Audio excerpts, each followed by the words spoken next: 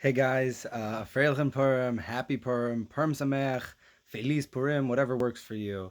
I just want to share a couple short thoughts because Purim is really one of the most important days in all of Judaism. And it's, of course, very short. By the time you guys will see this, it'll be at least half over already.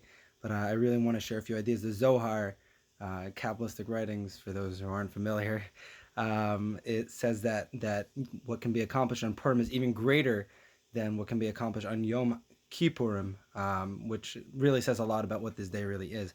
I just want to share with you what I believe is the most fundamental idea of Purim that hopefully we can take away with us at least a little bit, which is that the whole idea of Purim is that God is always with us, even in the most hidden and the most unobvious of times. Hashem says in the Torah, "Anochi hastir astir panai bayomahu," that one day I will hide my face.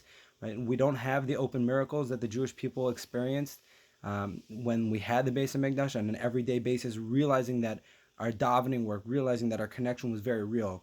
That galus that the Jewish people were in when we were in Persia, it was our first Beis Hamikdash was destroyed. We weren't sure if it would ever be rebuilt.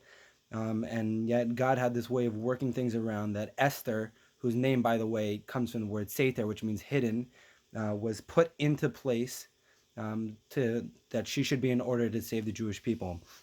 It's important to point out that Hashem's name doesn't come up once in the entire Megillah, but the most common word is the word Hamelech, which means the king, and it usually refers to Achashverosh.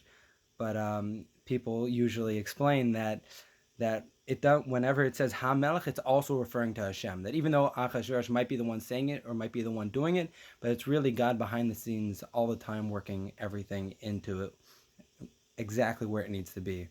Part of the recognition of Purim is that all the lows fit in with all the highs. That sometimes things look so hopeless, like there's no way out, that everything is going wrong, and yet it's those same very things that turn around and turn out to be the salvation. Personally, one of my favorite parts about the Megillah is there's a medrash that says that earlier in history, Haman and Mordechai actually fought a battle together, and Haman's men ran out of food, and so Haman, and the only one with food left was Mordechai. So he went over to Mordechai and he said, "All right, I'll do anything, and like I just need some food for my men. They're getting upset. They're going to kill me." So Mordechai said, "Okay, sell yourself to me as a slave." So he wrote on the bottom of Mordechai's shoe that I, Haman, am now Mordechai's slave. And then when Mordechai didn't want to bow down to Haman, Mordechai just showed him the bottom of his shoe, which was a great move. One of my favorite, just ideas. Just a great move on Haman.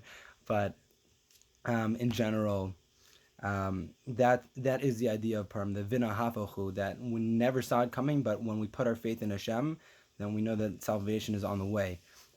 We have 4 mitzvahs on Purim, right? We have reading from the Torah, having a meal, and drinking, if that's what you're permitted to or that's your thing.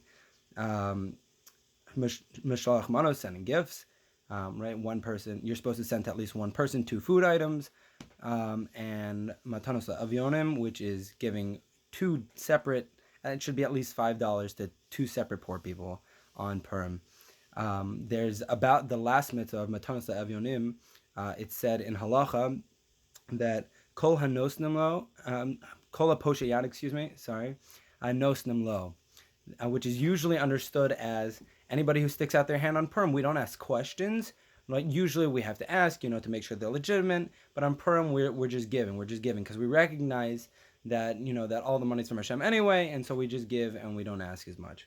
But I heard a deeper understanding of that, which really explains the same idea, but in a very beautiful way, which is kol haposhet yad noslim lo, is that anybody that when you yourself, when a child comes into this world, they have their hands clenched. They're trying to hold on to everything. They're trying to hold on to control.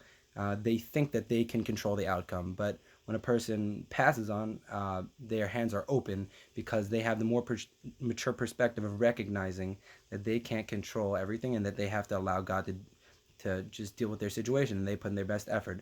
So when we're saying on Purim, kol haposhet yad, anybody who has the philosophy of an open hand, of recognizing that I don't control everything, everything is in the hands of God, nosnim lo, then God will give to you, then Hashem will take care of you in all your situations, whatever it may be in our own personal lives or for the Jewish people. and in the world. Whatever our situation is, let's give that over to Hashem to control, and we'll make our best efforts, and God willing, everything will work out. Freilichen Purim, happy Purim, Feliz Purim, all the best.